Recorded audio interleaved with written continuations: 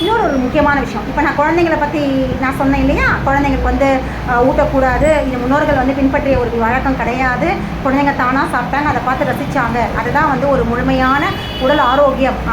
அதை ரசிக்கிறோன்னா அந்த குழந்தை அதை சாப்பிடுது இல்லையா, தானாக விரும்பி அதை பிடிச்சி சந்தோஷத்தோடு அது சாப்பிடுது இல்லையா, அப்போ உடம்புக்குள்ள பலவிதமான மெட்டபாலிசம் நடக்குங்க.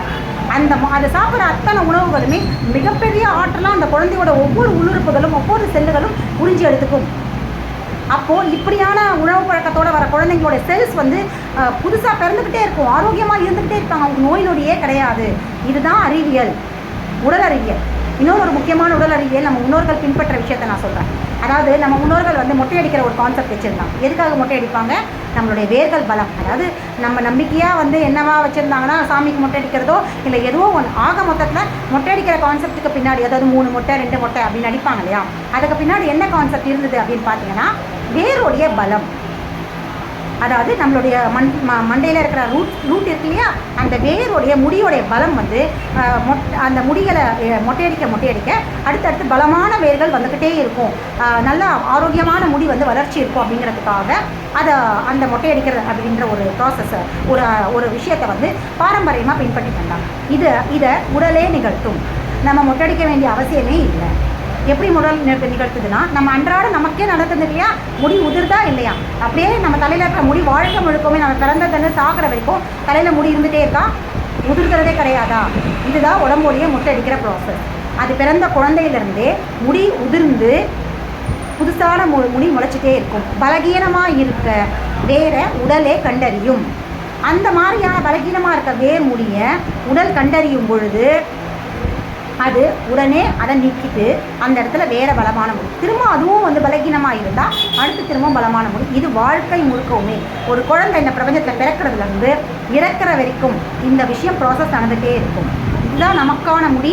ஏன் முடிக்கு அதிகமாக கொட்டுது இல்லை அன்றாடம் கொட்டுறது எல்லாமே நம்ம உடம்புல வேரில் பலகீனமாக இருக்கிற நம்ம வேர் பலம் இல்லாமல் இருக்கும் பொழுது அந்த ரூட்டை கிளியர் பண்ணிவிட்டு புதுசாக அந்த இடத்துல ஆரோக்கியமான பலமான கூந்தலை வந்து முடி வந்து அந்த நம்மளுடைய எதிர்ப்பு சக்தியோ நம்ம உடலுடைய பராமரிப்பு சக்தியோ வந்து உற்பத்தி செஞ்சுட்டே இருக்கும். இதுக்கு பேர் தான் மொட்டை எடுக்கிறது ப்ராசஸ். நம்ம தேவையில்லாமல் இதை வந்து நம்ம முன்னோர்கள் ஒரு நம்பிக்கையாக கடைப்பிடிச்சிட்டு இருந்தாங்க. ஆனால் உடலே இதை செய்யும். எத்தனையோ எங்கள் அப்பு ஹீலர்ஸ் தங்களுடைய குழந்தைங்களுக்கு மொட்டையே மொட்டை அடித்ததே கிடையாது. ஆனாலுமே கூட இந்த மொட்டை அடிக்கிற ப்ராசஸ் அந்த குழந்தைங்களுக்கு உடலே தன்னியல்பில் நிகழ்த்தியிருக்கு. பழைய முடிகளை கொஞ்சம் கொஞ்சமாக விட்டு பலமான முடி இன்றைக்கி அந்த குழந்தைங்க வளர்ந்து ஆரோக்கியமாக இருக்கிறாங்க, ரொம்ப அழகான கூந்தலோடு இருக்காங்க.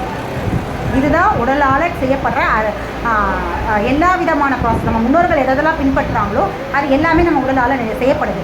இதுதான் செல்ஸ். நீங்கள் நினைக்கிற செல்ஸ் இல்லையா, வெறும் இறைப்பையில் அதான் வந்து கழிவு நீக்கம் நடக்கும், இல்லை கிட்னியில் கழிவு நீக்கம் நடக்கும், இல்லை இதயத்தை கழிவு நீக்கம் நடக்கும், இப்படி தனித்தனியாக பார்க்காதீங்க. தலையிலையும் நடக்கும். முடி உதிர்தலும் கூட செல்களுடைய வேலைகள் தான். ஒவ்வொரு முடியுமே செல்களால் ஆனப்பட்டது தான். இந்த முடி உதிர்றது, இந்த முடி அப்படிங்கிற ஒரு செல் கீழே விழுந்து இறந்து போதான், டெஸ்ட்ராய் ஆகுது, அழிஞ்சு போகுது, திரும்பவும் புதுசான செல் உருவாகுது. அதான் முடி. தலையில் இருக்கிறதுனால இது முடி. இந்த தலை அப்படிங்கிற ஸ்கல் இதோடைய என்ன சொல்கிறது, கோடிக்கணக்கான செல்கள் தான் சேர்ந்த ஒரு கூட்டுத்தொகுப்பு. இதுவும் ஒரு செல் தான். நகம் இதுவும் ஒரு செல் தான். இதுவுமே உடஞ்சி விழும் பலகீனமாக இருந்தால். அப்போது இது நீங்கிட்டே இருக்கும், வளர்ந்துகிட்டே இருக்கும், திரும்பவும் அழிஞ்சிட்டே இருக்கும். இதுதான் நம்ம உடம்புடைய இயக்கம். உடம்புடைய ஒவ்வொரு நம்ம உடம்புல இருக்கிற ரோமங்கள் கூட அப்படி தான். நமக்கு தெரியாது, நமக்கே தெரியாமல் பலகீனமாக இருக்கிற ரோமங்கள் கீழே விழுந்து புதுசான ரோமங்கள் உடைய செல்ஸ் பிறந்துக்கிட்டே இருக்குது. இது உடம்புடைய ப்ராசஸ்.